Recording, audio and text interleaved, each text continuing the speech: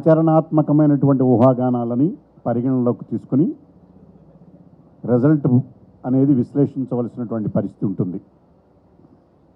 ఆ పరిస్థితిని పక్కన పెట్టి ఇంకా కోడిగుడ్డు పైన వెంట్రుకలు పీకే విధంగా మన రాష్ట్రంలో ఉన్నటువంటి ప్రతిపక్ష నాయకులు వ్యవహరిస్తున్న స్టైల్ ఇవన్నది. అందులో ప్రధానమైనటువంటిది ముఖ్యమంత్రి గారు సెక్రటేరియట్కి వెళ్ళినప్పుడు ఆయన సమీక్షలు సమావేశాలు నిర్వహించడాన్ని కూడా వివాదాంశంగా తయారు చేసి ప్రజలకు దాన్ని భూతద్దములో చూపించి ఇంకా అధికార దాహం తీరలేదు ఆయనకి, ఆయన పరిస్థితి చూస్తే జాలి వేస్తుందని ఆల్రెడీ వాళ్ళను చూసి జాలిపడుతున్న విషయాన్ని ప్రజలు జాలిపడుతున్న విషయాన్ని మర్చిపోయి ఎదురు దాడి చేయటం ప్రారంభించారు. ఇందులో మీకు ప్రధానంగా రాజ్యాంగాల్లో రాష్ట్ర ప్రభుత్వాలు కేంద్ర ప్రభుత్వాలు ఫెడరల్ వ్యవస్థ వాటి స్ఫూర్తి అనేటటువంటిది గనక బ్రాడర్గా ఆలోచించినట్లయితే వాళ్ళు చెప్పే ఆరోపణలకు సమాధానాలు దొరుకుతాయి. ఒకటి, మనది కోఆపరేటివ్ ఫెడరలిజం. ఫెడరల్ వ్యవస్థలో రాష్ట్రాల సమాఖ్య కేంద్రం, కేంద్రానికి ప్రభుత్వం ఉంటుంది, రాష్ట్రాలకి ప్రభుత్వాలు ఉంటాయి. వీళ్ళకి కొన్ని అధికారాలు ఉంటాయి, కేంద్రానికి కొన్ని అధికారాలు ఉంటాయి, రెండు ప్రభుత్వాలకి జాయింట్గా కొన్ని అధికారాలు ఉంటాయి. రాజ్యాంగం ప్రకారం ఒక ప్రభుత్వం ఎన్నుకోబడిన ప్రభుత్వం 5 సంవత్సరాల పాటు నిర్విరామంగా మళ్ళీ 5 సంవత్సరాలు పూర్తయ్యే వరకు అధికార విధులు నిర్వర్తించడానికి ఎటువంటి చట్టపరమైనటువంటి రాజ్యాంగపరమైనటువంటి అడ్డంకులు లేవు. అడ్డంకులు మనం సృష్టిస్తే వచ్చేవి కావది. రాజ్యాంగంలో ఒక అధికరణను తీసుకుని దాని ప్రకారము అడ్డంకులు చూపించవలసినటువంటి అవసరం పరిస్థితి ఉంటుంది. అందువల్ల అసలు అధికారాలు ఉన్నాయా లేవా అనేటటువంటి విషయానికి పోయే ముందు రాజ్యాంగంలో 5 సంవత్సరాలు పాలించే హక్కు ఒక ప్రభుత్వానికి, ఎన్నిక కాబడిన ప్రభుత్వానికి ఉన్నప్పుడు ఈలోపు విధులు నిర్వర్తించొద్దని చెప్పటానికి ఎవరికైనా అధికారం ఉందా లేదా అనేది ఒక ప్రశ్నార్థకం. దానికి సాకు ఏం తీసుకుంటున్నారంటే, ఎన్నికల కమిషన్ షెడ్యూల్ విడుదల చేసింది కనుక మోడల్ కోడ్ ఆఫ్ కాండక్ట్ ఫోర్సులో ఉన్నది. మోడల్ కోడ్ ఆఫ్ కాండక్ట్ ఫోర్సులో ఉన్నది కనుక ముఖ్యమంత్రి కానీ ఇతరులు కానీ అధికార విధులు నిర్వర్తించడానికి వీలు లేదు అనేటటువంటిది వాళ్ళ ప్రత్యర్థుల ఆరోపణ. అంగీకరిద్దాం, వాదన కోసం అంగీకరిద్దాం. మోడల్ కోడ్ ఆఫ్ కాండక్ట్ అంటే ఏమిటి? ఎన్నికల సమయంలో ఎన్నికల అధికారులకు లేదా ఎలక్షన్ కమిషన్కి ఎటువంటి అధికారాలు ఉంటాయి? ఎన్నికలకు సంబంధించిన విధులు నిర్వహణకు సంబంధించి మాత్రమే ఎన్నికల కమిషన్కి అధికారాలు ఉంటాయి. ఆ ఎన్నికల విధులలో పాల్గొనే అధికారుల పైన మాత్రమే వారికి కంట్రోల్ ఉంటుంది సంబంధించింది. మూడోది, ఎన్నికలలో ఓటర్ని ప్రభావితం చేసే విధంగా ఏ వ్యక్తి కానీ ఆఫీసర్ కానీ వాళ్ళ కార్యక్రమాలు కానీ ఉండకూడదు. ఇవి ప్రధానమైనటువంటివి. ఇవన్నీ కనుక తీసుకున్నట్లయితే ఎన్నికలలో ప్రభావితం చేసే అంశాలు ఉన్నాయని అనుకున్న వాదన కోసం ఎన్నికలు అయిపోయినాయి.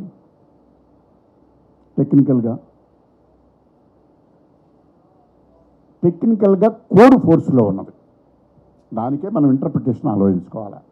ఎన్నికల కోడ్ ఫోర్స్లో ఉండటము అంటే ఎన్నికల ప్రవర్తన నియమావళి, మోడల్ కోడ్ ఆఫ్ కాండక్ట్ అవి అమలులో ఉన్నవి అని చెప్తున్నారు. ఓకే, టెక్నికల్గా ఉన్నమాట వాస్తవం. ప్రవర్తన నియమావళి ఏం చెబుతుంది? ఓటర్ని ప్రభావితం చేసే అంశాలు కానీ లేదా విధులు నిర్వర్తించేటప్పుడు విధి నిర్వహణలో వాళ్ళు చేసే కార్యక్రమాలు ఎన్నికల మీద ప్రభావితం చూపించే అంశాలు కానీ ఉండకూడదనేది నిబంధనావళి చెబుతుంది. ఎన్నికల నిబంధనావళి. ఆ స్టేజ్ దాటిపోయాం. అక్కడ మరి కోడ్ ఎందుకు ఫోర్స్లో ఉన్నది అనే మాట టెక్నికల్గా వచ్చినట్లయితే దేశంలో 7 విడతలుగా ఎలక్షన్ కమిషన్ ఎన్నికలు పెట్టింది కాబట్టి ఆ 7 విడతల పోలింగ్ అయ్యే వరకు కూడా టెక్నికల్గా రిజల్ట్స్ అప్పటి వరకు రిజల్ట్స్ కోసం వెయిట్ చేయాలి కాబట్టి ఎన్నికల కోడ్ ఫోర్స్లో ఉంది. దాని అర్థం ఈ 2 నెలలు ప్రభుత్వం నిద్రపోమని కాదు. ఈ 2 నెలలు ప్రజలు చచ్చిపోయినా, వర్షాలు వచ్చినా, వానలు వచ్చినా, లేదా డే టు డే అడ్మినిస్ట్రేషన్ కుంటూ పడిపోయి మూలపడేయమని కాదు. ఏ రాజ్యాంగము చెప్పలేదు, ఏ ఎన్నికల చట్టము చెప్పలేదు. సాధారణ పరిపాలనకు ఎటువంటి అవగులు, అడ్డంకులు, ఆటంకాలు ఎన్నికల సమయంలో కూడా ఉండవు. అది మనం గ్రహించవలసిన విషయం.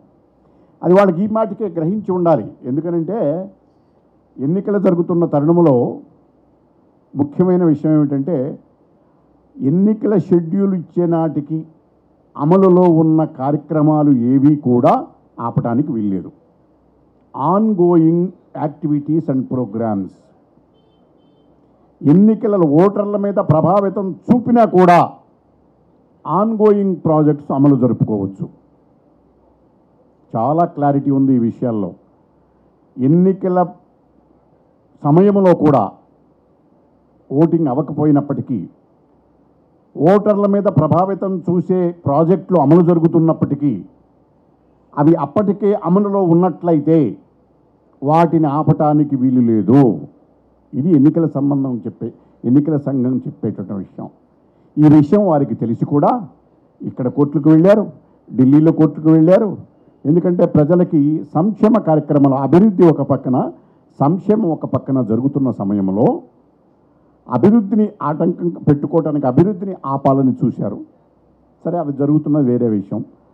సంక్షేమ ఫలాలు ప్రజలకి జరుగుతున్న దాన్ని అందకుండా చూడాలని చూశారు. దాని మీద కోర్టుకు వెళ్ళారు. లేదు బాబు, మాకు ఆపటానికి జ్యూరిస్డిక్షన్ లేదు, అవి అందజేయవచ్చును అని చెప్పారు. అన్నదాత సుఖీబాబా కానీ, పసుపు కుంకుమ కానీ, రైతు రుణమాఫీ కానీ, ఇలాంటివన్నీ ఎన్నికల మునిపే దానికి బెనిఫిషరీస్ ఎవరైతే ఉన్నారో వాళ్ళ అకౌంట్స్లోకి డబ్బులు వెళ్ళినాయి. అది ఎన్నికల మీద ప్రభావితం చూపుతుందని చెప్పి కోర్టుకు వెళ్ళారు. ఇవి ఆన్ గోయింగ్ ప్రాజెక్ట్స్, దీనిలో మేము ఇంటర్ఫియర్ కాము, అవి జరగవచ్చునని కోర్టు తీర్పు చెప్పింది. మరి మోడల్ కోడ్ ఆఫ్ కండక్ట్ అప్పటికే ఫోర్స్లో ఉంది కదా. అసలు ఇప్పుడు ప్రభావితం చూసే అంశాలు లేవు కదా. మరి ఎందుకు అడ్డం పెడుతున్నారు మీరు? ఇప్పుడు కూడా రాజకీయాలతో మీరు ప్రజలని ఎందుకంటే ఆడుకుంటారు? ప్రజల జీవితాలతో మీరు ఎందుకు ఆడుకుంటున్నారు? చూడండి, ఈరోజు పేపర్ చూస్తే నిన్నటి వరకు ఎలక్షన్ల వార్తలు, ఈ వార్తలు బయటికి రాలా. అకాల వర్షం ఉద్యాన పంటలకు నష్టం ఒకటి, ధాన్యం రైతు ధైన్యం, సగం కూడా ప్రారంభం కాని కొనుగోలు కేంద్రాలు, వర్షం భయాలతో అయిన కాడికే అమ్ముకుంటున్న అన్నదాతలు. ఇలా రైతులకు సంబంధించి, పంటలకు సంబంధించి, వర్షాలకు సంబంధించి, ప్రజా జీవితానికి సంబంధించి, ప్రజల యొక్క జీవితాలు అస్తవ్యస్తం కాకుండా ఉండాలి అంటే ప్రజాస్వామ్యంలో ఎన్నుకోబడినటువంటి ప్రభుత్వం పాలన చేయాలి. ఈ పాలన చేయటం అంటే ప్రభుత్వాధికారులు ఎన్నిక కాబడిన ప్రభుత్వానికితో పాటు కుమ్ముక్కయ్యి స్కాముల్లో ఇరుక్కుని చేయమని కాదు దాని అర్థం. ఎందుకంటే మనం గతంలో వైఎస్ రాజశేఖర రెడ్డి గారి ప్రభుత్వంలో ఐఏఎస్ ఆఫీసర్లు ఏ రకంగా స్కాముల్లో ఇరుక్కుని జైలుకు వెళ్ళిన వైనాన్ని మనం చూసి ఉన్నాం. అలాంటి పరిస్థితి లేదు ఇప్పుడు. ఇక్కడ జరిగేవి ప్రజలకు సంబంధించిన అభివృద్ధి కార్యక్రమాల కొనసాగింపు, సంక్షేమ కార్యక్రమాల కొనసాగింపు, ప్రజలకు వచ్చినటువంటి ఇబ్బందులను పరిష్కరించేటటువంటి బాధ్యత ఎన్నికైన ప్రభుత్వం తీసుకోవాల్సిన బాధ్యత. ఈ విషయాల మధ్య క్లియర్ డిస్టింక్షన్ కనుక చూడకపోయినట్లయితే ఎలక్షన్ కమిషన్కి కొంతమంది కంప్లైంట్ పెడతారు. కంప్లైంట్ల పైన ఎలక్షన్ కమిషన్ ఎవరి కంప్లైంట్ల మీద స్పందిస్తుందో మనం చూస్తున్నాం గత అనేక నెలల నుంచి. అలా ఎలక్షన్ కమిషన్ వారు స్పందించి నోటీసులు పంపిస్తారు. ఎలక్షన్ కమిషన్ స్పందించి దానిలో ఉన్నటువంటి ప్రభుత్వ అధికారులు, చీఫ్ సెక్రటరీ గారు కూడా నోటీసులు పంపారనేటటువంటి వార్తలు పేపర్లో చూస్తున్నాం. పంపారో లేదో మనకైతే తెలియదు స్వయంగా. ఏది ఏమైనప్పటికీ ఇక్కడ మీకు రెండు విషయాలు క్లారిఫై చేయదలుచుకున్నాం. ఒకటి, చంద్రబాబు నాయుడు గారి ప్రభుత్వం కేర్ టేకర్ గవర్నమెంటా, ఎలక్టెడ్ గవర్నమెంటా? రెండే ఉంటాయి. గవర్నమెంట్స్ ఎప్పుడు కూడా care taker government, elected government.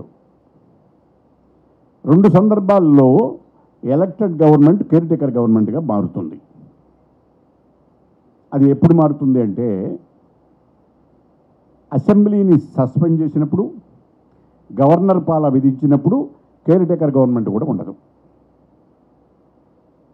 అసెంబ్లీని రద్దు చేసి గవర్నర్ పాలన లేకుండా ఎన్నికైన ప్రభుత్వంతో పాలన చేసి ఎన్నికలు అయ్యే వరకు పాలన చేయమని నిర్వర్తించేటటువంటి విధులు ఉన్నప్పుడు ఆ ప్రభుత్వాన్ని కేర్ టేకర్ గవర్నమెంట్గా పిలుస్తారు. ఇప్పుడున్న ప్రభుత్వాన్ని ఎలక్టెడ్ గవర్నమెంట్గా పిలుస్తారు. కేసీఆర్ గారి గవర్నమెంట్కి, ఈ గవర్నమెంట్కి, మోడీ గారి సెంట్రల్ గవర్నమెంట్కి, ఇప్పుడు ఆంధ్రప్రదేశ్లో ఉన్న గవర్నమెంట్కి ఎటువంటి తేడా లేదు. కేసీఆర్ గారేమో ముందే ప్రభుత్వాన్ని రద్దు చేసుకుని ఎన్నికలకు వెళ్ళాడు, ఎన్నికయ్యాడు. చంద్రబాబు నాయుడు గారు ముందు రద్దు చేయలా, ఆయన టర్మ్ జూన్ వరకు ఉన్నది. మోడీ గారి ప్రభుత్వాన్ని రద్దు చేయలా, పార్లమెంటును రద్దు చేయలా, ఆయన టర్మ్ జూన్ వరకు ఉన్నది.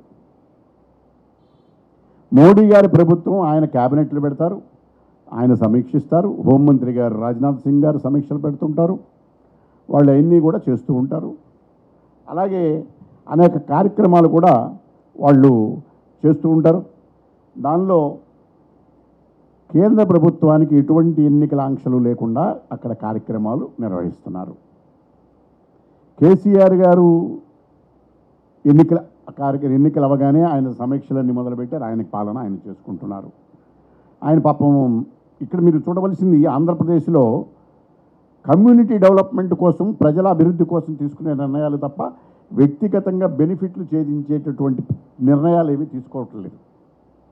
అంటే పలానా ఎమ్మెల్యే గారికి ల్యాండ్ అలాట్ చేయండి, పలానా ఎంపీ గారికి ల్యాండ్ అలాట్ చేయండి, లేదా పలానా సంస్థకి, ఆర్గనైజేషన్కి భూములు ఇవ్వండి అనే నిర్ణయాలు తీసుకోవటం లేదు. రేపు పోలవరం ప్రాజెక్ట్ ఆగిపోయింది. ముఖ్యమంత్రి గారు సమీక్షలు చేసినంతకాలం పోలవరం ఎలా పరిగెత్తిందో మీరు చూశారు. సమీక్షలు ఆగిపోయిన తర్వాత ఎలా నడక నడుస్తుందో మీరు చూస్తున్నారు. పోలవరం మీద సమీక్ష పరిచి రేపు పొద్దునటువంటి జూన్లోనూ జూలైలోనూ వర్షాలు రాకపోతే గ్రావిటీ పైన తరువాత నీళ్లు ఇవ్వాలనేటటువంటి పోలవరంలో ప్రయత్నం చేయడం నేరమా? అది ఓటర్ల మీద ప్రభావితం ఎలా చూపుతుంది? మోడల్ కోడ్ ఆఫ్ కాండక్ట్కి ఎలా ఉల్లంఘన అవుతుంది? ఈయన ఎవరికి ఎమ్మెల్యే మా పార్టీలోకి రండి, నేను మీకు భూములు ఇస్తా, మీకు ఉన్నటువంటి డిస్ప్యూట్లో ఉన్న భూమిని రెగ్యులరైజ్ చేస్తా అని చెప్పి ఆదేశాలు ఇస్తానని చెప్పటం లేదు. ఆ నిర్ణయాలు తీసుకోవట్లేదు. రైతు ధాన్యాలు కొనుగోలు కేంద్రాలు ఓపెన్ చేయాలా లేదా? ఎవరు చేయాలి? రైతు ధాన్యం కొనుగోలు కేంద్రాలు లేదనేటువంటి వర్షాలు వచ్చి అకాల వర్షాల్లో పంటలు దెబ్బతినిపోతుంటే వీటికి సంబంధించినటువంటి చర్యలు తీసుకోవాలా లేదా?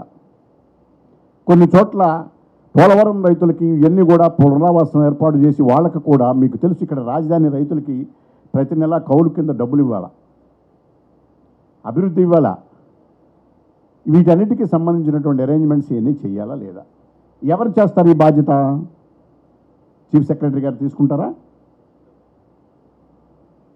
ప్రజల సంక్షేమాన్ని, ప్రజల అభివృద్ధిని గాలికి వదిలేసి కోడ్ పేరుతో సమీక్షలు నిర్వహించకూడదని ముఖ్యమంత్రి మీద కంప్లైంట్ చేసినటువంటి వ్యక్తులు తీసుకుంటారా? ఈ నెల రోజులు మీ సాగు మీరు సావండి అని ప్రజలను గాలికి వదిలేద్దామా? కనీసమైనటువంటి ఇంగితము, పరిజ్ఞానము, ఆలోచన, వివేకము, విచక్షణ, కార్యాచరణ లేకుండా ఎందుకండి ప్రజలని ఇంత సంక్షోభంలోకి నెట్టాలనే ప్రయత్నం ఇంకా చేస్తున్నారు మీరు? ఇంతకాలం అయిపోయింది, ప్రజల జీవితాలతో ఆడుకున్నారు. ఓకే, చంద్రబాబు నాయుడు గారు ఓడిపోతారని మీ వాదన, మీరే వస్తారని రండి. ఈ లోపేం చేయట్లేదు కదా, ఎందుకంత ఊరిలాడుతున్నారు? మీ నాన్నగారు ఏమన్నారో గుర్తుందా? చంద్రబాబు గారు మమ్మల్ని 5 సంవత్సరాలకు ఎన్నుకున్నారు, ఈ 5 సంవత్సరాలు మీరు ఆగండి, మా పాలన మమ్మల్ని చేసుకోనివ్వండి అని నా తండ్రి గారు చెప్పారు. ఒక్కసారి ఆ రికార్డులన్నీ కూడా అసెంబ్లీలో కూడా జరిగినాయి. అవి మీరు తిరగ వేసుకోండి. అందువల్ల ఇక్కడ కేర్ టేకర్ గవర్నమెంట్కి ఎలక్టెడ్ గవర్నమెంట్కి ఉన్న డిఫరెన్స్ చూడాలా, రాజ్యాంగంలో ఎలక్టెడ్ గవర్నమెంట్కి ఉన్నటువంటి విధులు చూడాలా. మీకు గుర్తుందో లేదో, ఇంతకుముందు చంద్రబాబు నాయుడు గారు 9 నెలల ముందు గవర్నమెంట్ని రద్దు చేసి, అసెంబ్లీని రద్దు చేసి గవర్నమెంట్ 9 నెలల పాటు కేర్ టేకర్ గవర్నమెంట్గా పాలన చేశారు. కేర్ టేకర్ గవర్నమెంట్ విధానపరమైన నిర్ణయాలు తీసుకోకూడదు. మోడల్ కోడ్ ఆఫ్ కాండక్ట్ ఉన్నప్పుడు విధానపరమైన నిర్ణయాలు తీసుకోకూడదు, పాలసీలు ప్రకటించకూడదు. దాని అర్థం రెగ్యులర్ అడ్మినిస్ట్రేషన్ గాలి కుదిలేయమని కాదు. ప్రజలు సంక్షోభంలో ఉన్నప్పుడు ప్రజలను సంక్షోభం నుంచి బయటపడేయాలి, అదొక భాగం. అయితే ప్రజలకు సంక్షోభం ఎదురయ్యే పరిస్థితులు ఉన్నప్పుడు వాటిని రాకుండా నివారించవలసినటువంటి బాధ్యత ఉన్నది. అంటే ప్రభుత్వాలు పని చేయకూడదు, మీరు ఈ నెల కూడా 3 షట్టర్లు వేసేసుకుని మీరు ఇంటికాడ కూర్చోండి, మేము వచ్చేస్తాం అని చెప్పి ఇదేమన్నా ఎలక్షన్ హామీలా? అందుకని మోడల్ కోడ్ ఆఫ్ కాండక్ట్కి, కేర్ టేకర్ గవర్నమెంట్కి, మామూలు గవర్నమెంట్కి, సెంట్రల్ గవర్నమెంట్కి లేని ఆంక్షలు స్టేట్ గవర్నమెంట్కి ఎలా వర్తిస్తాయి? స్టేట్ గవర్నమెంట్కి ఆంక్షలు వర్తిస్తే సెంట్రల్ గవర్నమెంట్కి ఎందుకు వర్తించవు? మీరు ఇక్కడ ప్రశ్నించేటట్టయితే కేంద్ర ప్రభుత్వాన్ని ఎందుకు ప్రశ్నించటం లేదు? ఇవన్నీ కూడా ఆలోచిస్తే మీకు ఇంకా దుర్బుద్ధి, దురాలోచన కనపడుతున్నట్టున్నది మీరు ఆలోచనలో. అలాగే మీరు ఇవన్నీ విషయాలన్నీ కూడా ఇంతకుముందు కోర్టులు, ఎలక్షన్ కమిషన్లు కూడా డీల్ చేసినాయి. నోటీసులు ఇచ్చినంత మాత్రాన పాలన సంక్షేమం నుంచి సంక్షోభానికి నెట్టివేసేటటువంటి పరిస్థితులకు మీరు రాష్ట్రంలో ప్రజలని నెట్టివేయాలనేటటువంటి దుర్మార్గపూరిత ఆలోచన సరైంది కాదని మీ ద్వారా నేను వాళ్ళకి విజ్ఞప్తి చేస్తున్నా. ఇలాంటి ఆలోచనలు కనుక కొనసాగినట్లయితే మీరు అధికారంలోకి రావటం వచ్చే మాట దేవుడు ఎరుగు, కానీ ప్రజలు మాత్రం మీ మీద తిరగబడే పరిస్థితి మాత్రం తెచ్చుకోకండి. అలాంటి పరిస్థితులు ఇప్పుడే మీరు ఇంకా ప్రజల జీవితాలతో ఆడుకుంటున్నారు, ప్రజల యొక్క మనోభావాలతో ఆడుకుంటున్నారు. మంచినీళ్ళు కావాలా? సమ్మర్ వస్తున్నది, నీళ్లు మంచినీళ్ళు కావాలి. సాగునీరు కావాలా? పంటలు ఎండిపోకుండా సకాలంలో పంటలు పండించడానికి గ్రావిటీ ద్వారా కానీ, నదుల అనుసంధానము చేసిన ద్వారా నీళ్లని వ్యవసాయ భూములకి సకాలంలో అందించే కార్యక్రమాలు నిర్వహించడంలో కానీ, ప్రజా జీవితం అస్తవ్యస్తం కాకుండా కార్యక్రమాలు నిర్వహించటం కానీ, ఎన్నిక కాబడినటువంటి ప్రభుత్వం, అది కేర్ టేకర్ గవర్నమెంట్ అయినా సరే తీసుకోవాల్సినటువంటి బాధ్యత ఉన్నది. దాని అర్థం చంద్రబాబు నాయుడు గారి ప్రభుత్వం కేర్ టేకర్ గవర్నమెంట్ అవన్నీ కాదు. కేర్ టేకర్ గవర్నమెంట్ కానికే అన్ని పవర్స్ ఉన్నప్పుడు, ఈ ఎన్నికైనటువంటి ప్రభుత్వానికి కాల పరిమితి ముగియినప్పుడు మీరు ఇలాంటి కంప్లైంట్స్ ఇచ్చి ప్రజల యొక్క అభివృద్ధితో, సంక్షేమంతో, వాళ్ళ యొక్క జీవితాలతో చెలగాటం ఆడవద్దని మీ ద్వారా ఇంకొకసారి విజ్ఞప్తి చేస్తున్నా. ఇకపోతే అధికారులు ఉన్నారు, రాష్ట్రవ్యాప్తంగా ఎన్నికల అధికారులు ఉన్నారు. చంద్రబాబు నాయుడు గారితో మనం సహకరించాలా, సహకరించక్కర్లేదా? ఇది విధుల నిర్వహణ అనేటటువంటిది మన వ్యక్తిగత అభిష్టాలతోనూ ఆలోచనలతోనూ ముడిపడి ఉండదు. పాలనా యంత్రాంగం పాలకుల ఆలోచన, ఆదేశాల ప్రకారం ఉండాలి.